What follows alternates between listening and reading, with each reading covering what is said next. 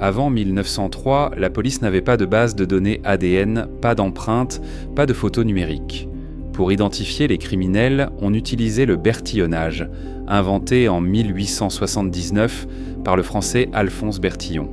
Le principe était simple, prendre une série de mesures précises du corps humain, car on pensait que deux individus ne pouvaient pas avoir les mêmes.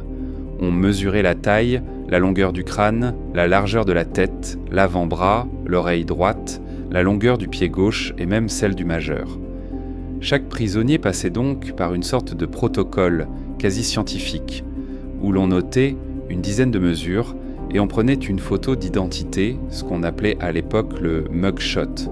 Ce système a semblé révolutionnaire et efficace, jusqu'au jour où il allait se heurter à une faille inattendue, les deux William West.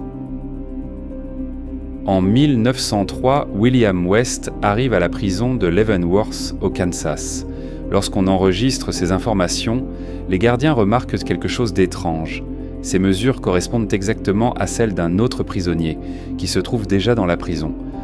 Cet autre détenu s'appelle lui aussi William West. Les gardiens pensent bon d'abord à une erreur, mais en comparant les photos, la ressemblance est troublante.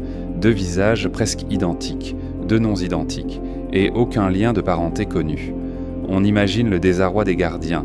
Avait-il affaire à un double, un sosie parfait ? C'est à ce moment qu'une nouvelle méthode va entrer en scène, les empreintes digitales. L'idée n'était pas totalement nouvelle. Déjà dans l'Antiquité, on utilisait parfois des empreintes sur des sceaux ou des contrats. Mais c'est au XIXe siècle que la science des empreintes s'est développée. En 1958, un fonctionnaire britannique en Inde avait utilisé des empreintes sur des contrats pour éviter la fraude. En 1992, un scientifique avait prouvé que chaque empreinte était unique. En 1996, Edward Henry avait créé un système de classification encore utilisé aujourd'hui. Mais aux États-Unis, ce n'était pas encore généralisé. L'affaire William West a changé la donne. À Leavenworth, on compare les empreintes des deux prisonniers. Elles sont totalement différentes. La preuve est là, indiscutable. Dès lors, les empreintes digitales deviennent la référence ultime pour l'identification criminelle.